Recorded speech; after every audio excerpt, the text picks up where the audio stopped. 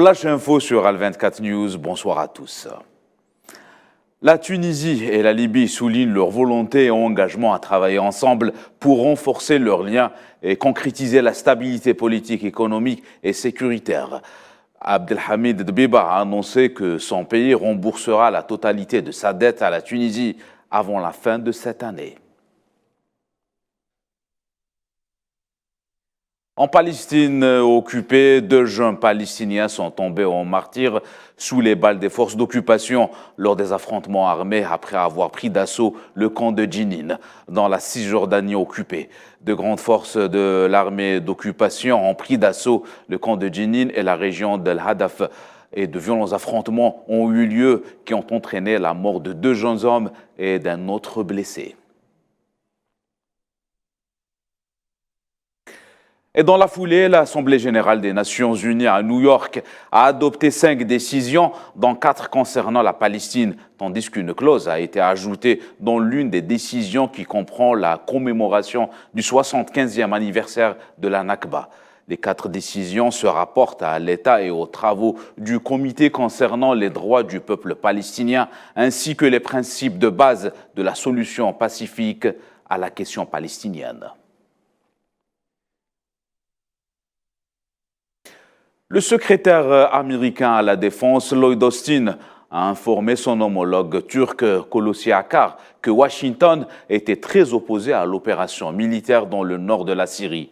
Pour rappel, le 20 novembre passé, l'armée de l'air turque a lancé une série de raids dans le nord-est de la Syrie, ciblant des sites de combattants kurdes appartenant à des organisations classées par Ankara comme organisations terroristes. La Turquie a lancé ces raids après un attentat qui a fait 6 morts et des dizaines de blessés à Istanbul le 13 novembre passé. Conflit russo-ukrainien, la Russie a revendiqué la prise de 2 villages près de Bakhmout en Ukraine. Le premier village est situé à environ 25 km au nord de Bakhmout et le second à une vingtaine de kilomètres au sud. Le porte-parole du ministère de la Défense russe, Igor Konashenkov, a expliqué que des offensives ont été menées dans la région de Donetsk.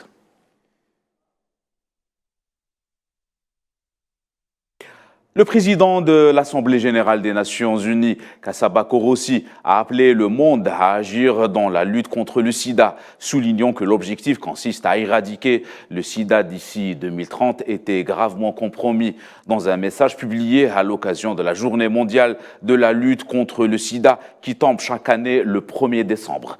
Korossi a déclaré que l'objectif d'éradication du sida d'ici à 2030 était en mauvaise voie.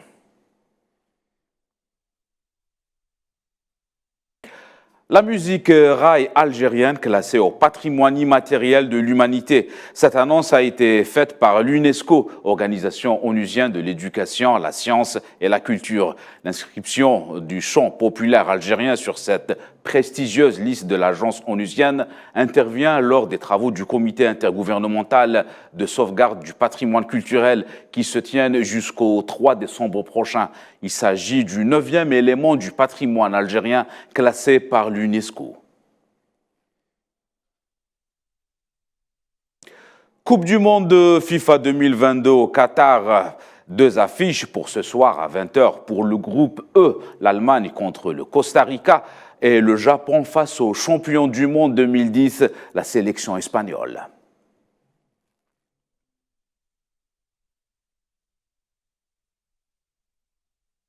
C'est la fin de ce Flash Info. Excellente soirée à tous.